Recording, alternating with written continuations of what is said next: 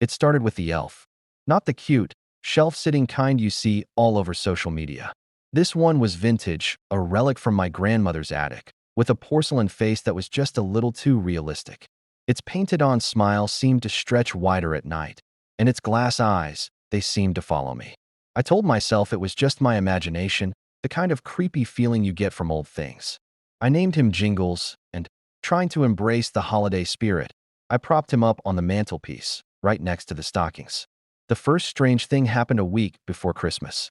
I woke up to a faint scratching sound coming from the living room. When I went to check, the house was silent and still. But Jingles wasn't on the mantelpiece. He was on the floor, right in the center of the room, facing the hallway as if he'd been waiting for me. I chuckled nervously, blaming our cat, even though she was curled up asleep on my bed. I put him back, making sure he was secure this time. The next morning, the scratching was back, louder this time.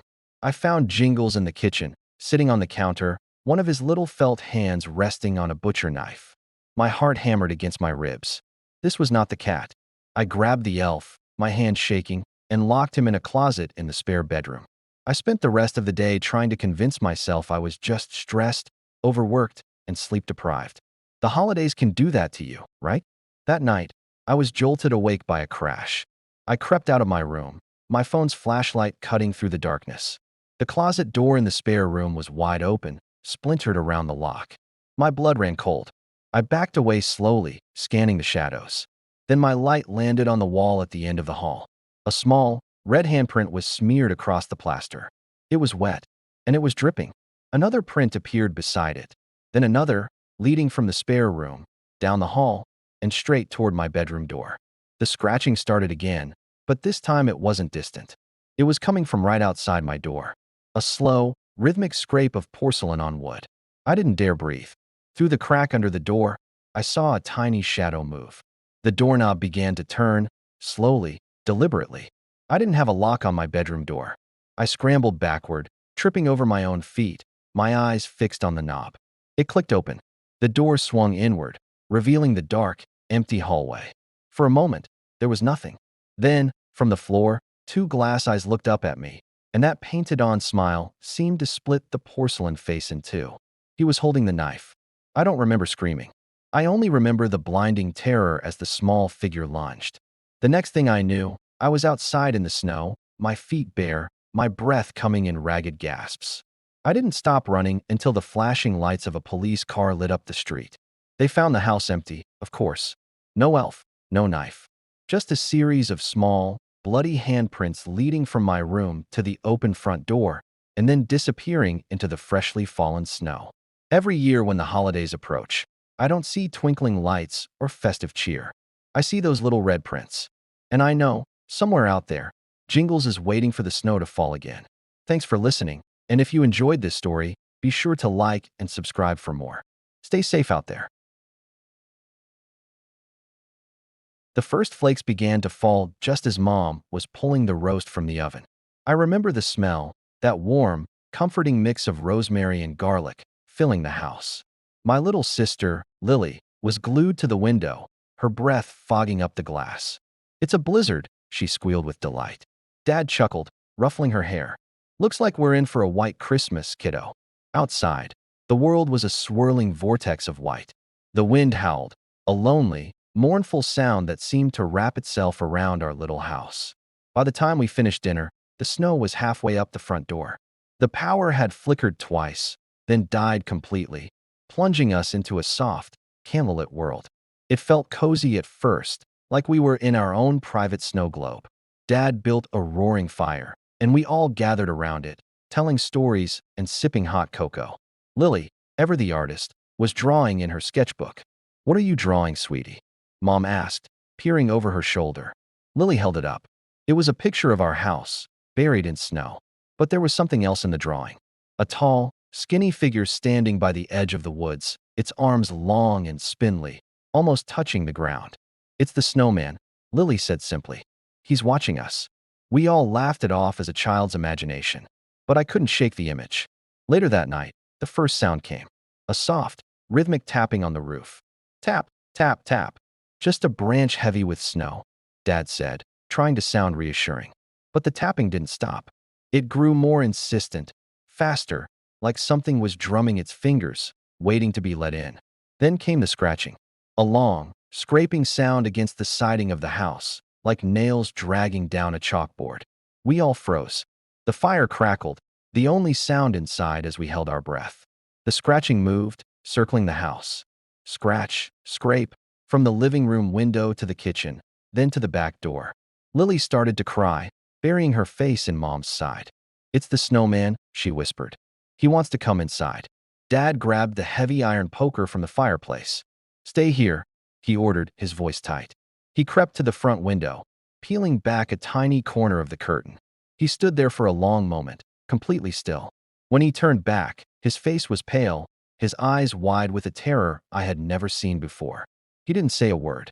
He just slowly shook his head, then walked over to the front door and jammed a chair under the handle. We spent the rest of the night huddled together by the dying fire, listening. The scratching never stopped. It was joined by a low, guttural humming that vibrated through the floorboards, a sound that felt ancient and hungry. At one point, I thought I saw a face at the window, just for a second. It wasn't human. It was long and pale, with two dark, hollow pits where eyes should have been. The storm raged on, but the real storm wasn't outside. It was trying to get in. Morning finally came, and with it, a strange, unnatural silence. The scratching had stopped. The humming was gone. The snow had piled up to the windowsills, but the sun was breaking through the clouds. Dad, looking exhausted, finally removed the chair and opened the door. The world was pristine, a blanket of unbroken white. There were no footprints, no tracks, nothing to show that anything had been there at all. It was as if the night had been a collective nightmare. We tried to convince ourselves it was just the storm, our imaginations running wild in the dark. But as I helped Mom clear the breakfast dishes, I found Lily's sketchbook, left open on the coffee table. She had drawn another picture. It was the inside of our house. The four of us were asleep by the fire.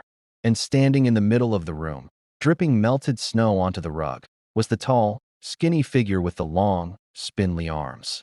Its hollow eyes were fixed on us, and in its hand, it was holding one of Lily's crayons. Thanks for watching. If you enjoyed this story, don't forget to like, subscribe, and hit that notification bell for more chilling tales. Stay safe out there. The smell of gingerbread and pine filled the air, mingling with the cheerful chatter of my friends. Our annual Christmas party was in full swing. Outside, a blizzard was raging, but inside, we were cozy and warm, surrounded by twinkling lights and cheesy holiday music. I was just reaching for another glass of eggnog when the lights flickered, buzzed, and then died completely. The music cut out, replaced by a collective gasp from the 20 or so people in my living room. For a moment, there was just the sound of the wind howling outside. "Whoops, looks like the storm finally got the power lines," someone said, their voice a little too loud in the sudden silence. Nervous laughter rippled through the room. I fumbled for my phone, its flashlight cutting a sharp beam through the darkness. Others did the same, and soon a web of lights crisscrossed the room, illuminating anxious faces. "Everyone stay calm," I said, trying to sound more confident than I felt. "It's just a blackout. I've got plenty of candles." As I made my way to the kitchen, I noticed something odd. Hanging from the archway between the living room and the hall was a sprig of mistletoe. I didn't remember putting that there. It was different. The leaves were a waxy, almost black-green, and the berries were a deep, unsettling crimson, like drops of blood. I brushed it off as a prank by one of my friends and continued my search for candles. That's when the first scream echoed from the living room. We all rushed back in, phone lights dancing wildly. Sarah was on the floor, pointing a trembling finger towards the darkened corner where the Christmas tree stood. Something touched me," she stammered, her face pale. We swept our lights across the corner, but there was nothing there, just shadows and ornaments. People started whispering, their earlier festive mood completely gone. "It's just the dark playing tricks on us." Mark tried to reassure everyone, but his voice shook. "Let's all just stick together." Then, we heard a strange sound. A wet, slurping noise, followed by a soft crunch. It was coming from the hallway, right under that weird mistletoe. My friend, Leo, who always played the hero, cautiously stepped towards the sound. "Hello? Is someone there?" he called out. He shined his phone light into the hall. The beam caught something moving, something tall and unnaturally thin, unfolding itself from the shadows. It wasn't human. Before Leo could react, a long, spindly arm, like a gnarled tree branch, shot out from the darkness.